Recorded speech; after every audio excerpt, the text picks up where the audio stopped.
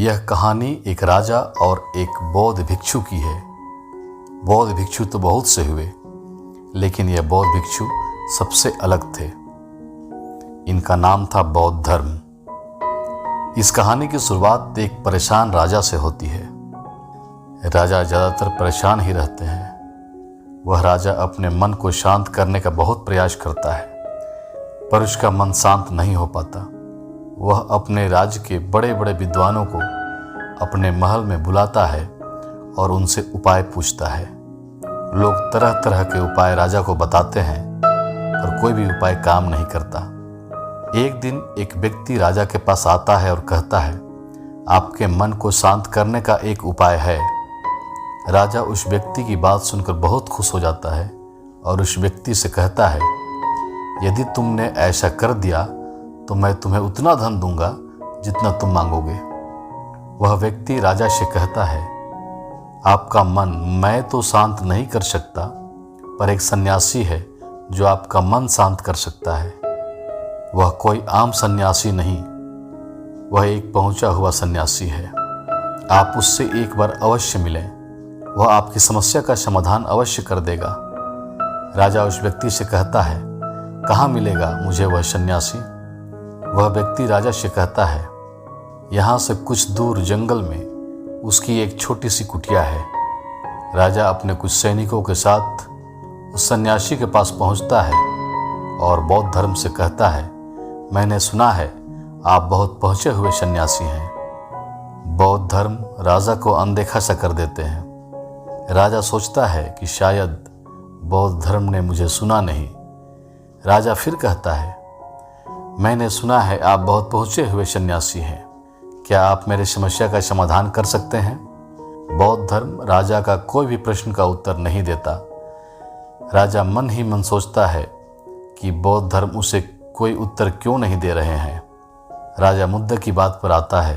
राजा बौद्ध धर्म से पूछता है, क्या आप मेरे मन को शांत कर सकते हैं? बौद्ध धर्म मुस्कुराते हुए और राजा से पूछते हैं, तुम्हारा मन अशांत क्यों है? राजा कहता है, वैसे तो मेरे पास कोई भी चीज़ की कमी नहीं है। धन मेरे पास इतना है जिसका मुझे खुद अंदाज़ा नहीं। सभी सुख सुविधाएं हैं। लोगों के मन में मेरे लिए आदर है। मैंने बहुत सारे दान पुण्य भी किए हैं, पर बस एक चीज़ की कमी है, मेरे अंदर मेरा मन अशांत रहता है। यदि यह कभी कभी शांत हो भी जाता है तो यह फिर से अशांत हो जाता है। क्या आप मेरे मन को शांत कर सकते हैं? मैं बड़ी आशा लेकर आपके पास आया हूँ। बाकी तो मैंने सब उपाय कर लिए हैं, बस आप ही मेरी अंतिम आशा हैं।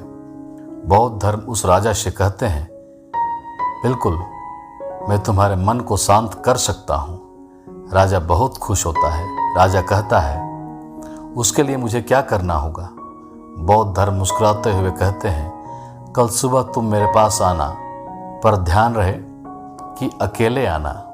राजा कहता है, ठीक है, मैं कल सुबह आपके पास आ जाऊंगा। बौद्ध धर्म कहते हैं, पर एक बात और ध्यान रहे, अपने अशांत मन को अपने साथ लाना। राजा सुनकर चौंकता है और सोचता है कि यह कैसी बात कही बौद्ध धर्म ने। राजा कहता है, आपने क्या कहा? कृपया करके मुझे और एक बार बताएंगे? बौद्ध धर्म राजा से कहते हैं, तुम कल सुबह जल्दी आना और अपने अशांत मन को साथ लेकर आना। कहीं ऐसा ना हो कि तुम उसे अपने महल में ही छोड़ाओ।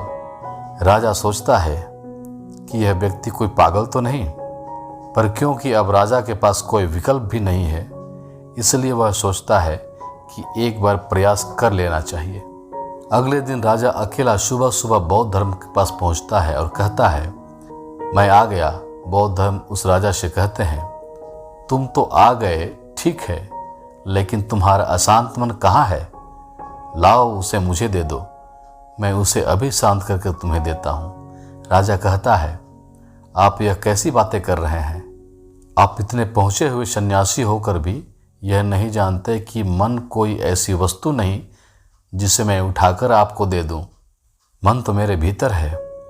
बौद्ध धर्म उस राजा से कहता है, ठीक है, बैठ जाओ और अपनी आंखें बंद करके उस अशांत मन को अपने अंदर खोजो। राजा अपनी आंखें बंद करके उस अशांत मन को अपने भीतर खोजने का प्रयास करता है। बहुत देर आंख बंद करके बैठे रहने के बाद बौद्ध धर्म राजा के कंधे पर हाथ रखते हैं और कहते हैं, आंखें खोलो। राजा अपनी आंखें खोलता है। बौद्ध धर्म उस राजा से पूछते हैं, क्या तुम्हें तुम्हारा अशांत मन मिला? राजा कहता है, नहीं। बौद्ध धर्म राजा से कहते हैं, कोई बात नहीं, अब तुम कल प्रयास करना, आज के लिए इतनी खोज पर्याप्त थी। राजा अपने महल चला जाता है। अगले दिन सुबह राजा फिर से बौद्ध धर्म के पास आता है और वैसा ही करता है जैसे कल बौद्ध धर्म ने बताया था। राजा बैठ जाता है और अपनी आंखें बंद कर लेता है और अपने उस अशांत मन को अपने भीतर ढूंढने का प्रयास करता है। बहुत देर तक राजा बैठा रहा। बौद्ध धर्म फिर से राजा के कंधे पर हाथ रखते हैं और कहते हैं, क्या तुम्हें तुम्हारा अशांत मन मिला? राजा बड़ी शांत आवाज में बौद्ध धर्म से कहता है, नहीं। बौद्ध धर्म राजा से कहते हैं, कोई बात नहीं, आज के लिए इतना ही पर्याप्त है, अब तुम कल आना। अगले दिन सुबह राजा फिर बौद्ध धर्म के पास आया और वैसा ही करता है जैसे पूरे 2 दिन से कर रहा था। राजा बैठता है और अपनी आंखें बंद करता है और अपने उस अशांत मन को ढूंढने का प्रयास करता है।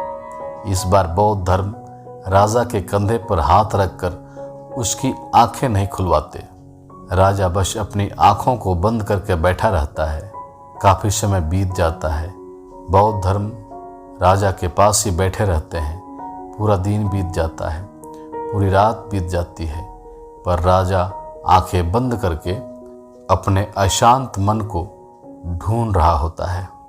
अगले दिन सुबह राजा की आंखें खुलती है और जैसे ही राजा की आंखें खुलती है, राजा अपने सिर को बौद्ध धर्म के चरणों में रख देता है और कहता है, मुझे मेरा अशांत मन तो कहीं नहीं मिला, पर वह शांति जरूर मिल गई जिसकी तलाश में मैं अब तक भटक रहा था।